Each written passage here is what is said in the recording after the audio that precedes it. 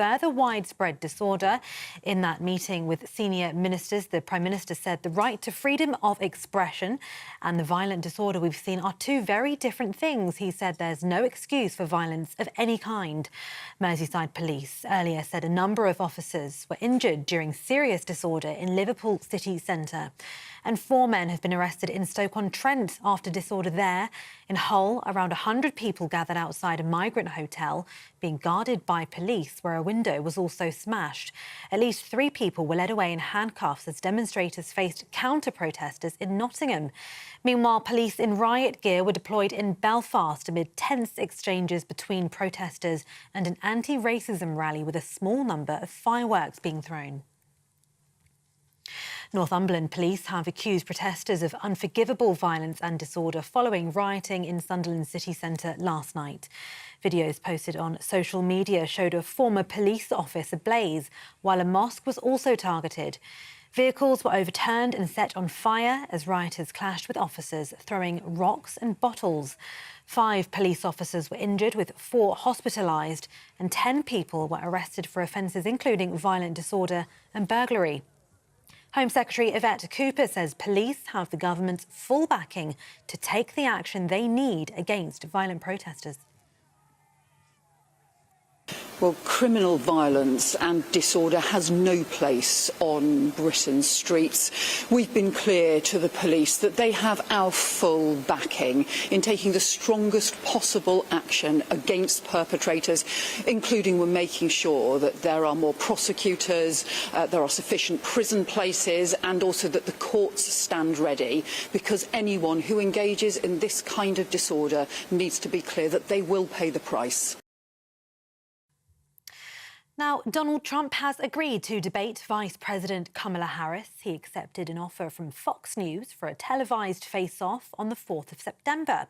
It's not yet known if the presumptive Democratic nominee will agree to take part, although she did previously indicate that she was ready.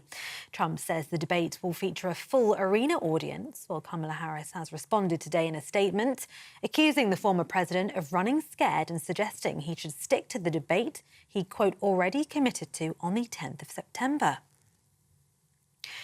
Well, away from US politics as such, but still with Trump, GB News' Ben Leo travelled to Aberdeenshire today to speak with Eric Trump, the former president's son.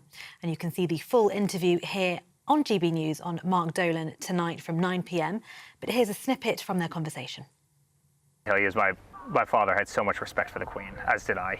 My mom knew so many of them for years. I think you probably know that. Had a great relationship with Diana and everyone else, and you know, that's a very sacred kind of institution. And you can happily have those 2 back. We'll happily send them back from America. You can have them back over here, but I'm not sure if you guys want them any more than we might not want them anymore. They feel like they're on a little bit of an island of their own. But listen, you can always have bad actors in anything. You can always have, you know, spoiled apples and in every orchard. But the institution of the royal family is beautiful, and it's something that's really actually admired by a lot of Americans, and I think that should be protected. And those are the latest GB News headlines for now. I'm Tatiana Sanchez. More from me in an hour. For the very latest GB News direct to your smartphone, sign up to News Alerts by scanning the QR code or go to gbnews.com/alerts.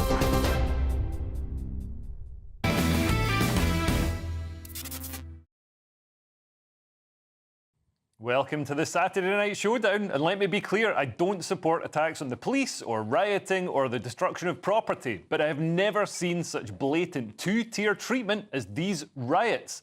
The police ran away from ethnic minority riots in Leeds just a couple of weeks ago, leaving them to flip police cars and torch buses, and a mob of Muslim men was left alone to rampage outside Rochdale police station, screaming Allah Akbar, kicking in the doors and chucking eggs at the windows.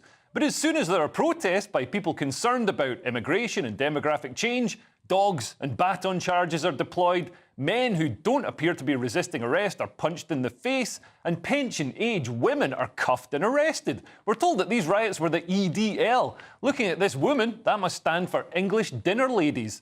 Please remember that this blatant 2-tier policing isn't the fault of the police. It's imposed by politicians. London's Met Police come under the authority of Mayor Sadiq Khan, and ultimately the mandate for all UK policing comes from Yvette Cooper's Home Office Answer Keir Starmer.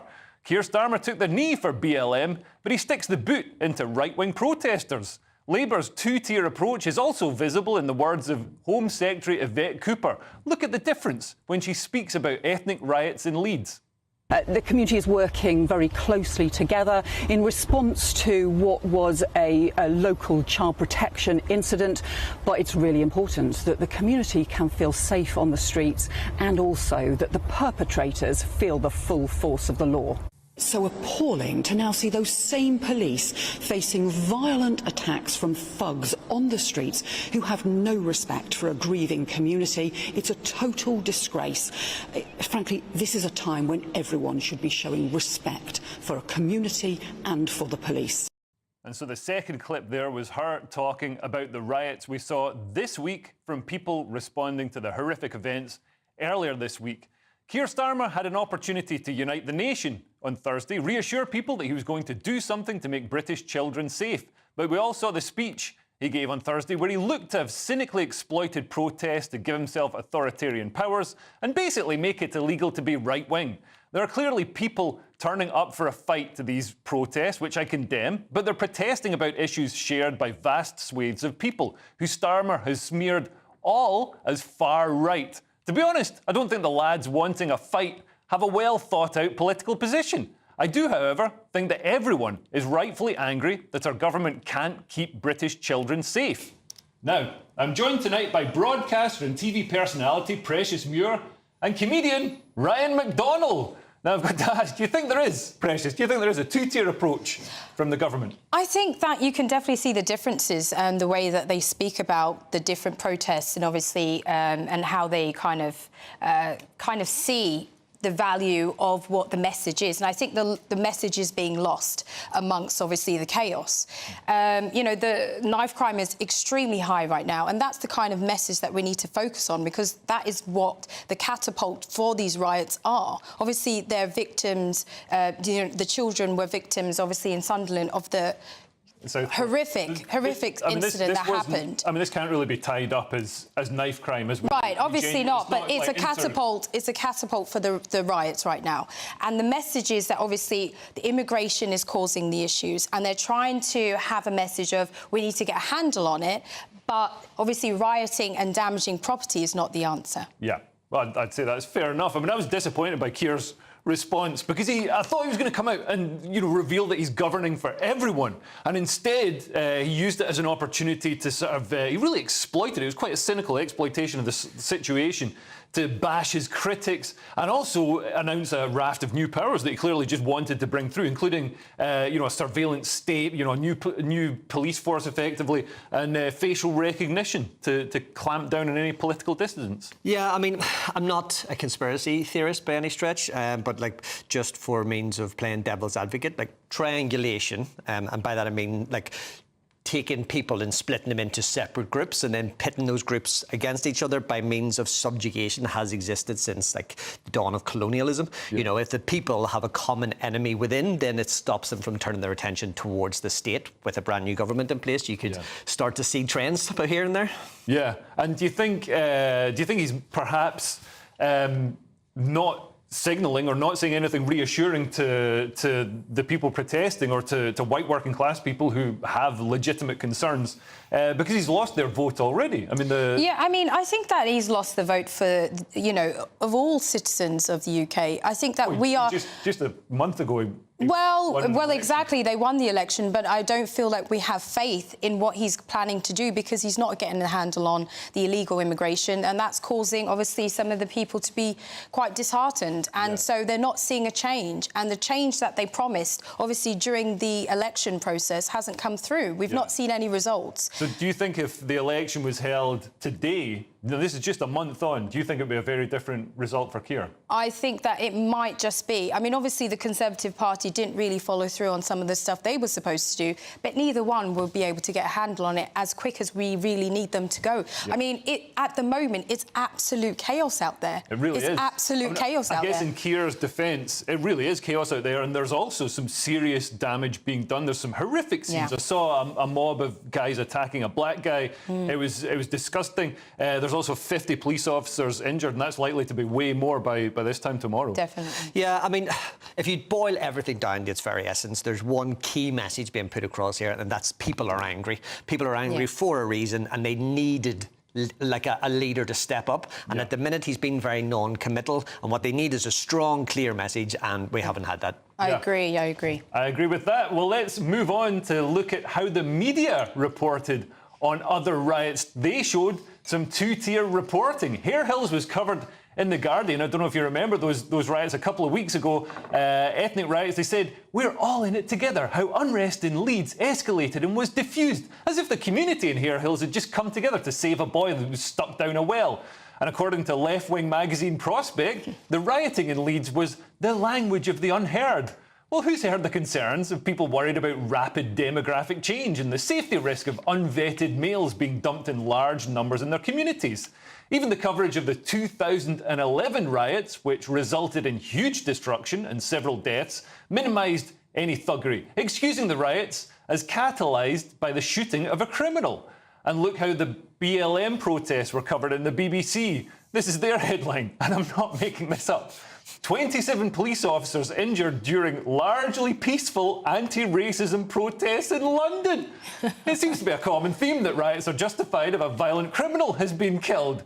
Now, do you think the media have been biased, have shown this two-tier bias as well? I mean, I think the media do cover it to make it at an angle where it could actually get the receiving end of it. They obviously want to make sure they're being politically correct, right? So as a person of colour, they want to kind of gear towards me, so I then start following and listening and reading, and that's what their purpose is, because obviously they want to... Why should that be? Shouldn't their purpose be to tell the truth? Well, I agree. I think that you should tell the truth, but at the end of the day, they know what clicks and follows and views are, and they know that they need to get that. So putting a headline like that gets the clicks and views. Is that really why they're doing it? I've heard journalists say that they sometimes take the more politically correct option because it's just easier and safer. Nobody ever gets fired for being too politically correct. Yeah, I mean, it's hard to see where you're coming from in this one, Precious. I mean, this is the nation's broadcasting corporation, so they like their whole raison d'etre is to tell the truth. I don't really think you should be sugarcoating stuff. Yeah. No, absolutely. I don't think they should be, but they clearly But they do. I mean, the difference this week, I've seen headlines of far-right thuggery, and this was before the riots had particularly escalated. They were pretty much equivalent to the riots we saw in Hare Hills. And the riots in Hare Hills, it was all community tensions overflowed and all this flowery language. All this includes we need to speak to community leaders. Why aren't these rioters allowed community leaders? Why are they? I definitely watched it, and I did notice even the police treating the people very differently in comparison to, say, when you see the protesting for the Muslim community and the black community, and then regards to the white community. So it is, you can see a difference even in the actions of the police while you're watching this footage, and they put it on the media and people see it, but they still put the headlines as something else. So the truth is there, they just can't say it. They're afraid to say it because they don't want the repercussions of those actions of saying so. To your very word there, they're afraid to say it, right? So people are so scared of being perceived as being racist or doing something that could be racist to be cancelled or whatever else, even worse, that they just won't take the risk. Right, they won't. And that in itself stops them from doing the job that they're there to do. And we've seen this before with the authorities. The grooming gangs weren't apprehended because authorities... I mean, this was in the official report. The authorities said they were afraid of appearing racist if they tackled it because it was, an ethnic minority community perpetrating it. And I think, perhaps after this, I don't know, obviously Keir Starmer isn't going to go down this route, I think. But it'd be great if, we could maybe detoxify some of that and just make everything more honest. I think that also they have to allow the media outlets and people to feel comfortable that there is not going to be a repercussion for them saying it. So we need to also allow that to be there. The moderator of that needs to be a little bit, lowered, because if you say it, you are wanting to say it, but you don't know where it's going to end up, And a lot of people this week have been accused of being far right for saying that these riots and the situation we've got now have been spurred by decades of open borders immigration with a lot of it unvetted males coming across in small boats. Now, Rachel Reeves actually mentioned this herself. She's the Chancellor, the Labour Chancellor right now, but back in 2016, Rachel Reeves predicted the riots. The now Chancellor of the Exchequer warned that Britain could explode if immigration was not curbed after Brexit. She said, "We have got to get this right because there are bubbling tensions in this country that I just think could explode. You had those riots in 2011. If riots started again in Leeds and bits of my constituency, it's like a tinderbox." Now, is Rachel Reeves a secret right-winger? Labour clearly knew this would happen. She had she saw into the future, I see. I mean, obviously they shouldn't have then, suggested what was the solution for that, instead of just saying it and then just putting it out there, and now it's happened. Yeah, and what's galling about this is people have been saying this for years and have been dismissed as, oh, you're a far right fantasist and extremist and concocting this, but Labour knew. I mean, in fairness, this the mass immigration that's happened in the last decade has been under. Well, I think it's bubbling up, and it's definitely in the communities of every part of the UK. I mean, when you're providing housing and you're providing financial support and you're providing all of these things to somebody, don't make me angrier. Well, there you go. I mean, and then we've got homeless people who are UK citizens, British people that are living on the streets. Yeah. This is why there is so much tension, because it's like we're giving this to somebody who's come here illegally, and we have our own people living on the streets. Yeah, and what I find galling is the lack of vetting. I mean, people getting off the small boats and either just running away because they know where they're going to go. They're going to go meet their friends or whatever. Well, they got mobile phones. So or they've got mobile phones. They got better shoes than me. For all that they've just spent £5,000, given £5,000 to a criminal to get across the channel. So a lot of them know exactly what they're doing. But they're, when I fly to Tenerife on holiday, I get frisked down. I have to bend over and cough twice, and somebody sticks a rubber glove hand up somewhere. That's a very good reason, though, isn't it? That's why I go. You paid extra for that. Yeah, I always make sure I smell like a bomb. And Oh my God. but yeah, people. If I went somewhere on a rubber boat, I wouldn't be subject to any of that. I'd have to pay for it. Well, I mean, it sounds like you've come up with a good business idea then, doesn't it? I'm not so sure about that. Anyway, in fairness, Labour weren't in power over the last 14 years, so we can't blame them. But hopefully they'll do a better job of uniting the country and clearing up the mess that's there now. Coming up, we'll assess the week's winners and losers. And this week's, we've got Union Jacks and Irish tricolours seen on the same side of protests in Northern Ireland today. And we'll show you what happened when this man just wanted to have some trampoline fun. Stay tuned to see what happened.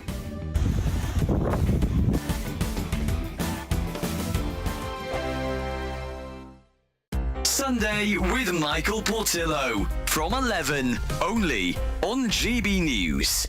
Karen Stevenson was born in Stoke-on-Trent and read music at Trinity College, Cambridge. She's played cello with many of the world's great orchestras under the batons of some of the most renowned conductors, and she joins me now to discuss her career and the importance of music in education. Tell me about that. What is your role at the Philharmonia? My role at the Philharmonia is number 2 cello. I've been there for about 15 years. Sometimes I play number 1 cello as well, which is a great opportunity for me. Well, it's interesting you say that, because I often think what a very difficult life it is to be a professional musician. I make a living out of it. It is definitely possible. We don't really like it when we get into a taxi and someone says, "What's your day job?" Because we work really hard. I was kind of making the opposite point. Not that you'd also have a day job. I think the perfection that is required for a professional musician is extraordinary.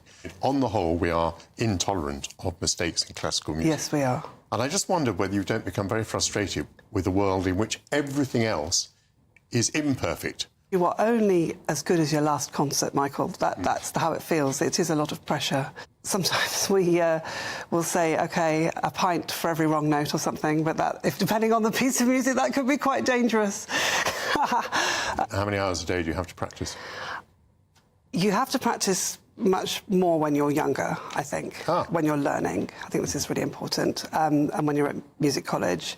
I'm a busy, I'm travelling, I have a family. I can't practice as much as I used to, so you have to rely on your experience. What I really wanted to say is that there's been a lot of fear-mongering about classical music being in decline and it not being relevant, and I really wanted to say that I don't think that's the case. Our audiences have increased. They're the highest they've been in 10 years. The People's Channel. Join me, Nana Okoye, for an informative, interactive news programme with a difference. It's fun. It's true. You're not wrong. No one will be cancelled. Lovely. Join me from 3 p.m. every weekend, only on GB News, Britain's news channel. Every Saturday, 10 till 12, we'll bring you all of the news that you need to know. We'll also remind you that there is so much to smile about. It's my favourite time of the week. I get to relax, enjoy some light-hearted stories, and let Ellie teach me about fashion too. That's Saturday Morning Live, every Saturday, 10 till 12. Only on GB News, Britain's news channel.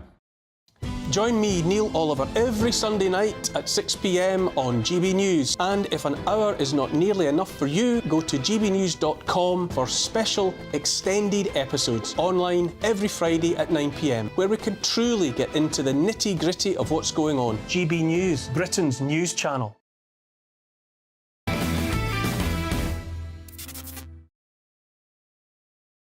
Welcome back to the Saturday Night Showdown. Cursed or Blessed is coming up, but first I promised I would show you what happened when this man just wanted a little fun in his trampoline.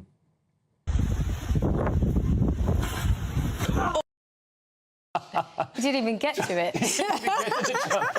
Trampoline seems to be one of those things. If you buy a trampoline, you might as well buy a motorbike or something like that, or a pit bull, an XL bully, because you're going to end up losing your leg on it. Anyway, it's now time to go through the winners and losers of the week. The left have seemingly managed to do what 4 decades of peace talks couldn't. They've united British and Irish nationalists in Belfast. There's a long-standing animosity between the two sides in Ireland, but they found common ground in resisting the recent rapid increase in mass migration.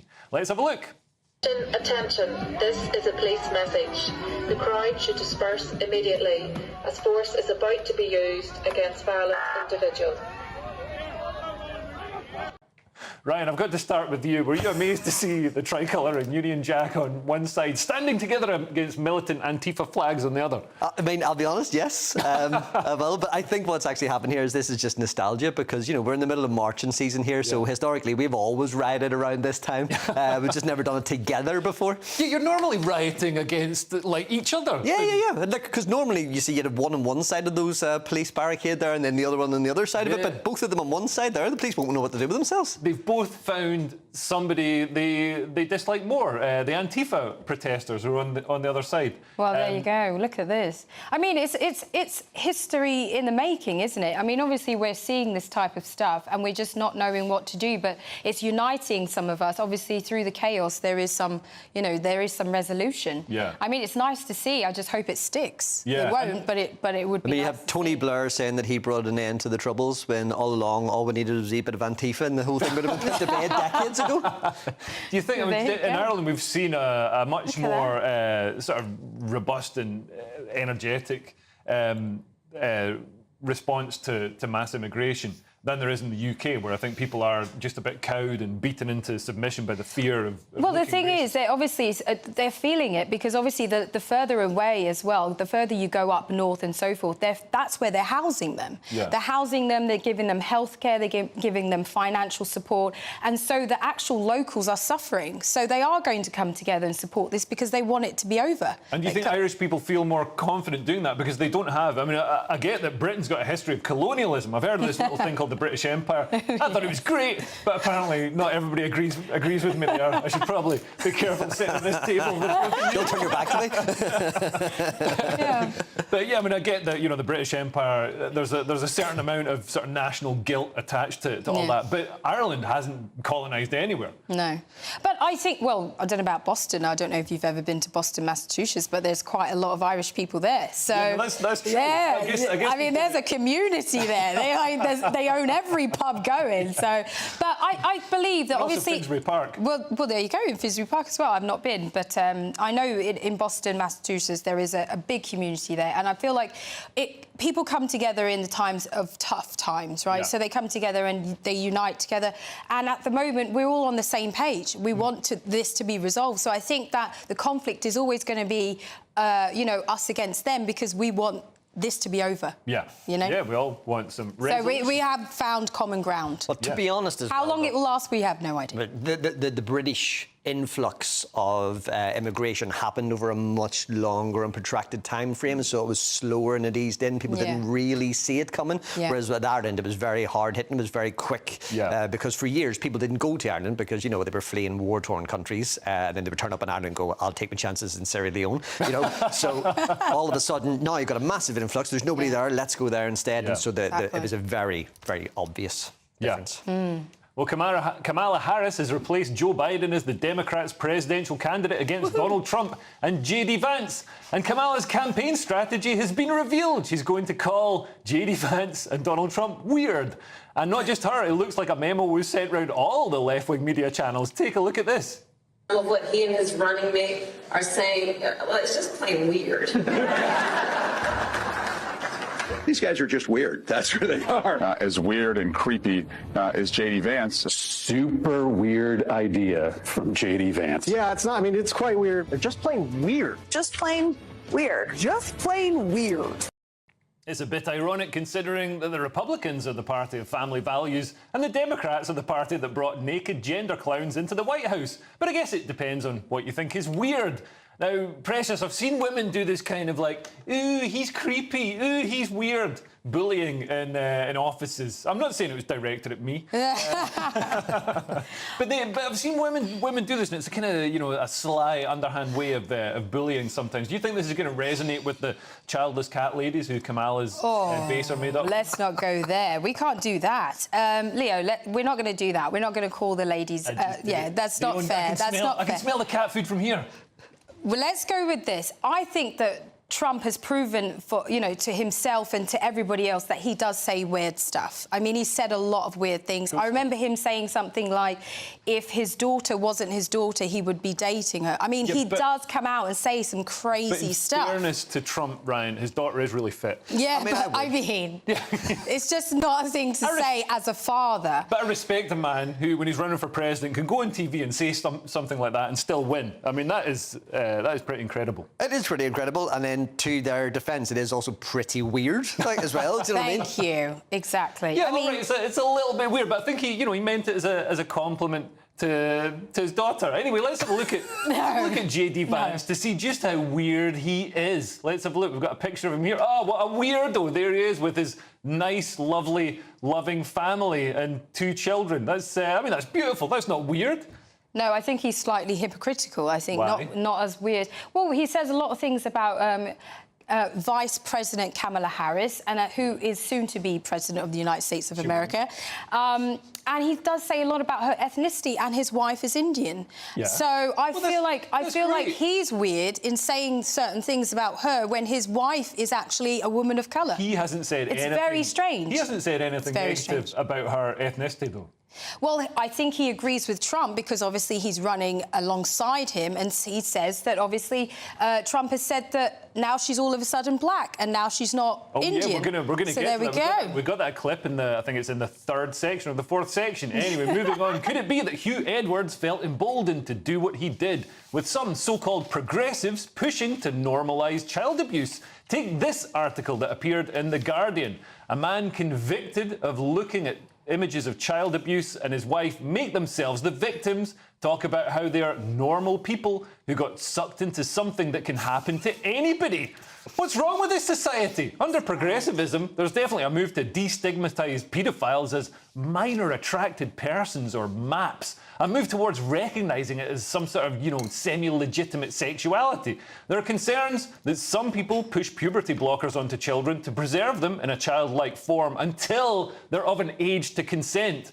Children are exposed to sexualised content online and in schools. I used to sneer at religion, but I've seen what it's been replaced with, progressivism, and it's worse. Now, do you think that articles such as this create an environment that makes it, more likely for people like Huw to do what he did? Well, I think that obviously normalising certain things and obviously, catering to these kind of people is why we're here today. And I stand by it, and I said it before, and, I've been proven right. I mean, he has been... Everyone is in fear of this man and anybody of his level to even call him out for any of the things that he used to do. So I've been saying it, and I've said it about, previously by other people as well. And I've been right, and I'm so happy to be justified in a sense, but then I'm sad because we're living in a society where this is allowed. Yeah. And this is happening quite regularly now, especially with BBC talent. And I'm just quite disappointed in the fact that they didn't, get control of the situation much sooner than they did.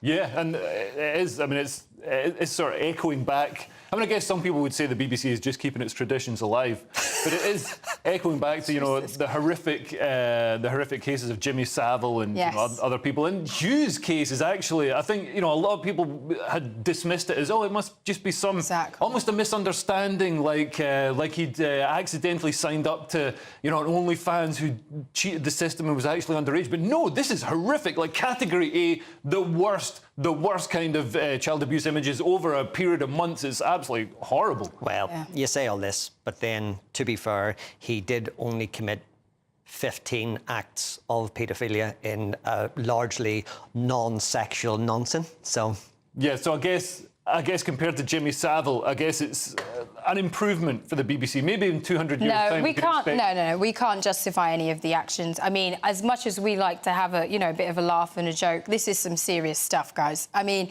this man has done some serious stuff, and we keep going, it's fine. No, it's absolutely not fine. It's not fine at all. It's just because it's images. He was communicating with a paedophile to receive those disgusting, horrific images and footage. Did you see the picture of that? I did not see it. I did see the picture of the young man, yes.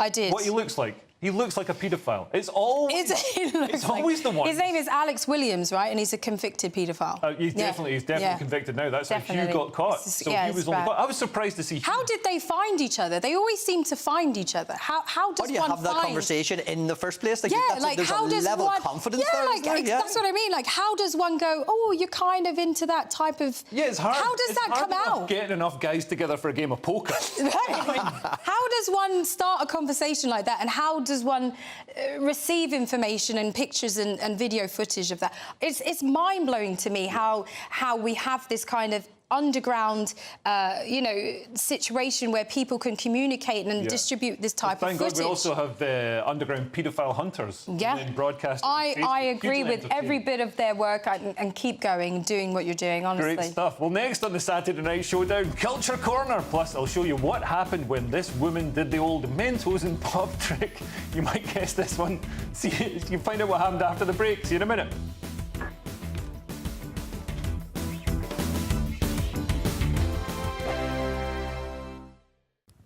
Hello there, welcome to your latest GB News weather from the Met Office. It turns increasingly unsettled over the next 24 hours or so, particularly across the northwest of the UK. And that's down to an area of low pressure just sat to the northwest, bringing outbreaks of rain, stronger winds. The rain turning increasingly heavy by Monday across western Scotland. The Met Office warning out there could be some local disruption. A fairly quiet end to Saturday and into the early hours of Sunday, though cloud does thicken across parts of Northern Ireland, western Scotland later, with some patchy outbreaks of rain here, but for most it will be dry. Temperatures are largely staying in double figures, but a bit more comfortable for sleeping compared to recent nights. So Sunday morning, cloudy picture across western Scotland first thing, outbreaks of rain here, but brighter towards the northeast, the Northern Isles as well, seeing plenty of morning sunshine. The cloud extends across parts of Northern Ireland, western parts of northern England too, with outbreaks of rain, though largely light in nature. Drier further south and east across the rest of England and Wales, just perhaps one or two light showers, some hazy sunshine in places too. And as we head through the day on Sunday, we'll see further areas of cloud and rain pushing northeastwards across parts of Northern Ireland, Scotland, perhaps Northern England too. Much of the rest of England and Wales largely staying dry, but there will be quite a lot of cloud around, perhaps 1 or 2 showers. Best of the sunshine across southern and southeastern areas, temperatures here reaching around 23 or 24. Cooler further north and west you go, 16 or 17. With breezy conditions across western Scotland. On Monday, we can see heavy rain across Northern Ireland, Scotland, some local disruption possible due to that heavy rain through the day, with the Met Office warning out until around 9 p.m. Drier further south and east.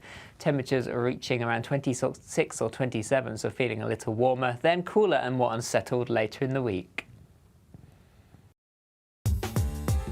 I'm Christopher Hope. From pop stars to politicians, I'll interview anybody in a pub who's got a political opinion. Join me every Friday on Spotify, Apple Podcasts, YouTube or gbnews.com, or wherever you get your podcasts. This is GB News, the People's Channel.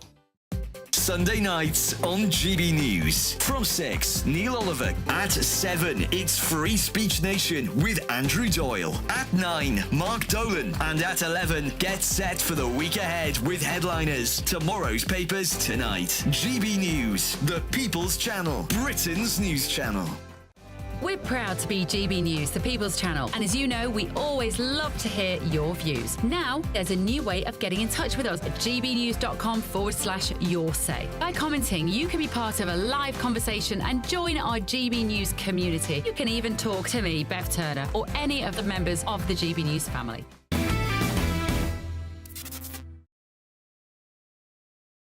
Welcome back to the Saturday Night Showdown. Culture Corner is coming up, but first I promised I would show you what happened when one lady decided to put a whole pack of mints in a bottle of fizzy pop.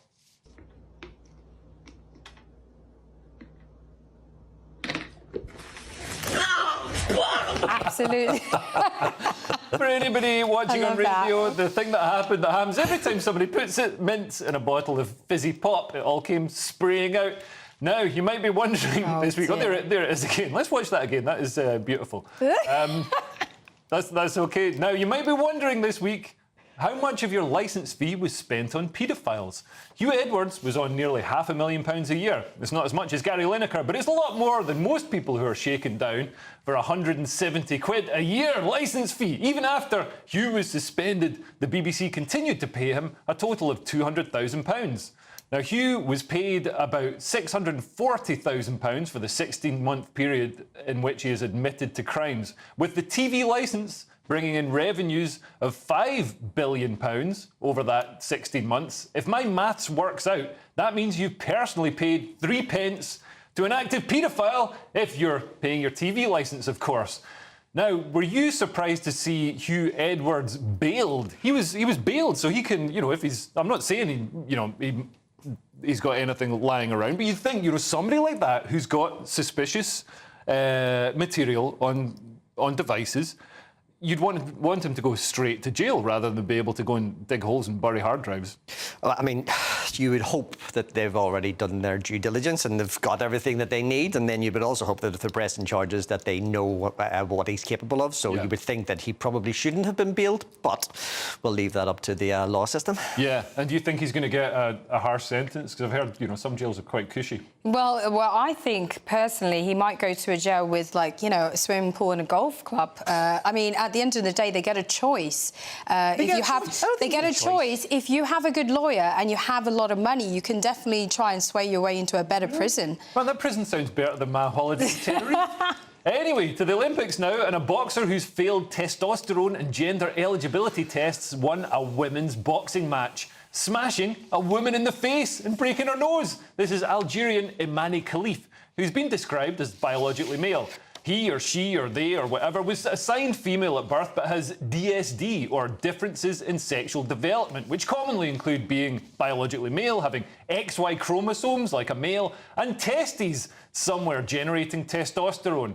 Imani Khalif, as in Iman, is assured of a medal, having won the quarter-final. Another fighter, Lin Yu Ting, as in Lin Yuting's hanging out, has also won his or her whatever's fight against a woman after previously being barred from competing. Algeria has complained that the criticism of Imani is hateful and bigoted. Now, this is a tricky one, Precious, because Imani isn't technically trans. Imani was assigned female at birth, yes, but has DSD, so has his biologically male characteristics such as the chromosomes and obviously so intersex maybe. I mean, obviously they haven't. I can't comment on his sex life. No, but I'm sure he is. It's not been officially verified that this is what this person is, but I do believe that obviously having XY chromosomes and a high testosterone level allows the other person competing against them to say yes or no if they should be competing. Right. Because as a woman, you're going to a ring and you're putting yourself at risk for major injuries to even brain damage. Yeah. So why do you remember this is a big thing. It's a contact sport. It isn't. Boxing is definitely so it's a contact sport. So when have you ever seen a featherweight and a heavyweight in the ring? Never. Yeah. This will never happen. So why are women being thrown into the ring with somebody who is other, and we can't clarify exactly what they are, and then just being forced to fight them? This is absolutely insane. It's supposed to be inspirational, but who's this inspiring? It's not inspiring anyone. This can inspire wife beaters? I'm 100% with you. I get it, right? But it's wrong. I know, and I really do get it because we've all thought about hitting a woman at some point in time, but it's wrong. We know that it's wrong, so you don't.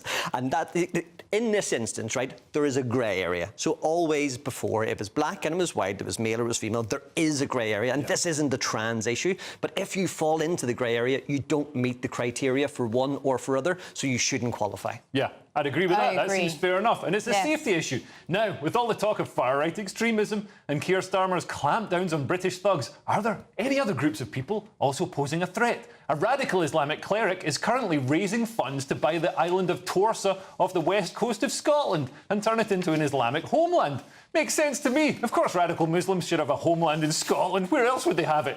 Sheikh Yasser al-Habib already has some kind of militant training facility in Buckinghamshire, but he wants to build a school, hospital and mosque on the island, which will practice Sharia law, the Mail on Sunday revealed. He claimed asylum in Britain 20 years ago after fleeing his native Kuwait, where he spent nearly 3 months in jail for insulting the Sunni faith.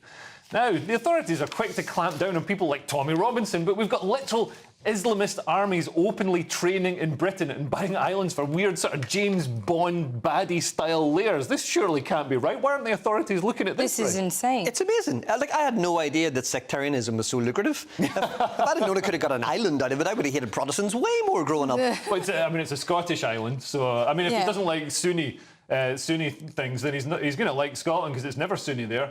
Well, I don't think it's ever going to happen because the locals are furious, and so obviously the person that's selling the island is not going to sell to him because there will just be an uproar. I just don't think this makes sense. I mean, why are they training so hard? This is footage of the training. Who are they actually going to fight? I mean, we have this in the UK. Why are we allowing this to happen? I don't understand this. If they want to be in the army, they should be in the UK army. They should be in the British army and the military. Why are we... Well, they shouldn't be doing this. This is outrageous. What does it say about our asylum system? If he's given asylum here because he's at risk in Kuwait, but he's too dangerous for Kuwait. So I just want to say, if somebody's too dangerous for Kuwait, they're too dangerous for Britain. I agree 100%. I mean, I can't understand how this is legal. I mean, I don't get it. I mean, they are literally creating warriors on in the world, and we're just letting it happen. I mean, look at this. This is absolutely insane. And nobody is stopping it because, obviously, the politically correct thing that we're all, jumping on board to. Yeah, we've all got to tiptoe around it. Careful that we don't look Islamophobic. Anyway, next on the Saturday Night Showdown, Clown World. Plus, I'll show you what happened when an aircraft attempts to take off on the beach. Find out what happened next in a moment.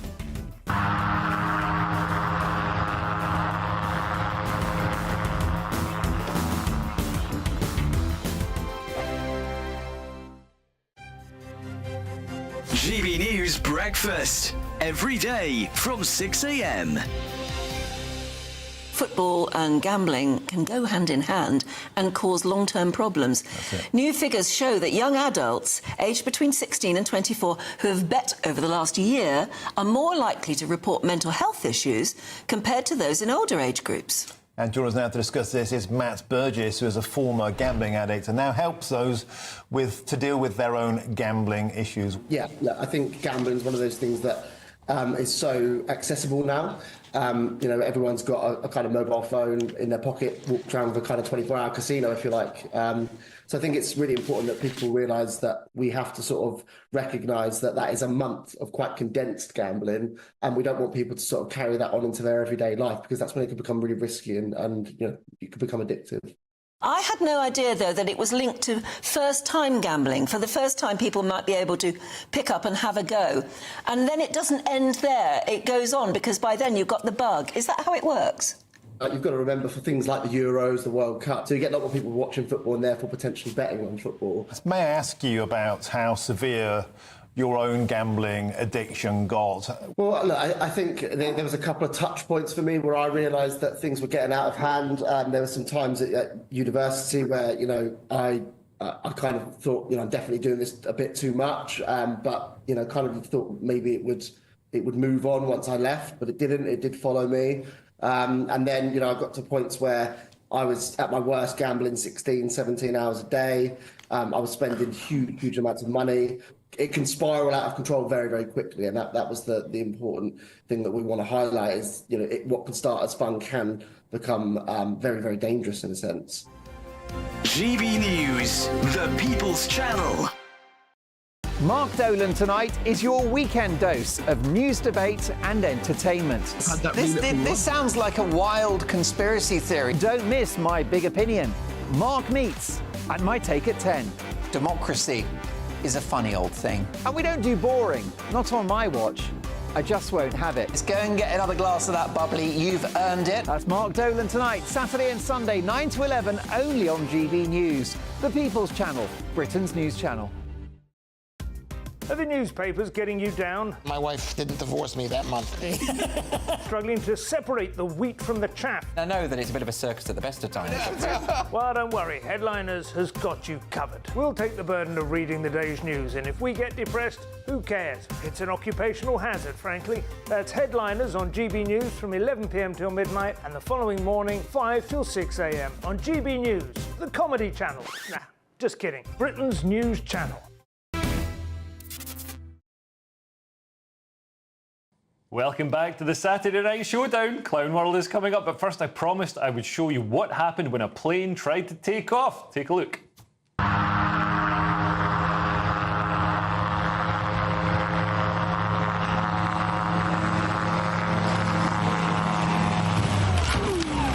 Oh, no. Oh. For anybody listening on radio, it basically hit a big bank of sand. It didn't go very well. It's one of those little microlight things. I used to see them flying around in Scotland, and I always thought, I don't want to get in that. It doesn't have much protection. Anyway, let's move on and look at Trump's running mate, J.D. Vance, has smeared his political opponents as a bunch of childless cat ladies who are miserable at their own lives and the choices that they've made, and so they want to make the rest of the country miserable too.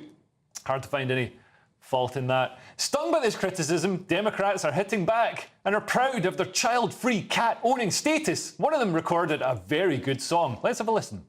Being child-free threatens the patriarchy. We don't need no man. We can do everything he can. That's really catchy. Now, Precious, would that sway you to vote for Kamala? Well, I would definitely vote for Kamala Harris because I feel like that she's the right candidate. And despite that video, I will stand by the fact that a woman has a choice. I don't have children, and I'm very happy. I mean, I have a boyfriend, but I don't have kids. And that's a choice. Into getting you pregnant. Oh, I've got to get married first. Otherwise, you'll end up left wing. I've got to get married first. That's how it goes. But you'll continue to be left wing. I'm in the middle. I'm in the middle. Right, you've successfully duplicated. I have. And as a result, you don't make excruciating songs like that. Well, I mean, you say that would that have convince me to vote? No, probably not, but it might convince me to get rid of my kids. So, swings and roundabouts. Anyway, staying with the US election, Trump came under fire this week for a bad-tempered interview where he questioned Kamala Harris's ethnic authenticity. She was always of Indian heritage, and she was only promoting Indian heritage. I didn't know she was black until a number of years ago when she happened to turn black, and now she wants to be known as black. So I don't know, is she Indian or is she black? She has always But you know identified what? as a black woman. I She went to a respect either historically black one. college. I respect either one, but she obviously doesn't. I mean, it's ridiculous. He's still the funniest president ever. I mean, Kamala is of mixed Jamaican and Indian heritage. That's right. As in India, the country, not Native Americans, and grew up mainly on the West Coast. Yes. Do you think Trump is actually walking into a bear trap here? He's making these sort of quite crass... We go back to what I said. I mean, he says the silliest things, and this is why he's called weird. I mean, he says really ridiculous things. Like, as a woman who is mixed race, I identify as a coloured woman or black. It's OK. I mean, you have one parent is one and one parent is another. You can identify with... She identifies with her Indian heritage, who is her mother, and her father is Jamaican. I don't understand why it's so difficult to comprehend for him. I mean, it's, like, mind-blowing that he's able to do all these things in all the years that I've known him, obviously living in New York, and he's not able to comprehend a woman's ethnicity, her race. It's not that difficult. You look at the woman, you can tell she's a woman of colour, and that's it. And she's been accused of tone switching, but this is something that all politicians do. You know, like William Hague when he put on a baseball cap, pretending to be a lad. Or then eating a sausage roll and everything as well. Yeah, we spoke about this off air, and you're like, growing up, trying to become a politician as a black female, that's going to have been difficult, and she's probably going to have tried to distance herself from it as much as she could. And now, finally, it's working in her favour. She can't distance herself from her skin. I mean, her complexion, she wakes up every day and that's who she is. She can't deny it. Even if she doesn't say it, everyone else around her will remind her that she is a black woman. She's a woman of colour. So there's no denying it. She can't deny it. But I can sort of understand where Trump's coming from. Because, I mean, for example, Meghan Markle, I didn't know she was black until, you know, she started seriously, honestly. Yeah, she just looks like a generic attractive woman. She could be like you can see that she's a mixed race woman. Mixed race, yes, but not necessarily black. Or possibly Italian. But no, I mean, Meghan Markle is mixed race. You can see that. You can look at her and see that she... What do you mean you can see it now? That's so strange that you don't... I don't automatically think. I'm not automatically trying to That is crazy. You could see that. I mean, she's always identified as a mixed race woman. I mean, I've never seen her say otherwise. She has a black mum. Yeah, I never met her mum, though. I'm going to be honest. Come on, guys. She was at the wedding, for goodness sake. It was before then. Before then. OK, fine. Fair enough. I mean, they both are mixed-race individuals, and they have identified as so. Let's have a look at Kamala putting on a southern accent. And you all helped us win in 2020, and we're going to do it again in 2024. I mean, come on, that's Tropic Thunder over egg. It sounded like the Huw Edwards girl. Listen, she felt in the spirit, she got in the moment, and she's talking to her people, just like when Trump says, I'm not Christian, but I want you Christians to vote for him. He's obviously trying to relate, and that's what happens in politics. So she's trying to relate, so she's doing that tone-switching thing that we talked about. Look, I do the same thing too. I pick up the phone to ring home, and then people can't understand me in this country anymore, so it's exactly the same thing. Whenever I speak to my Scottish mates back home, they're like, you're so English now. And then down here, you sound like you're just fresh off the boat. You can't win. And then you see me, they're like, you're using cutlery. Oh, you're so fancy now.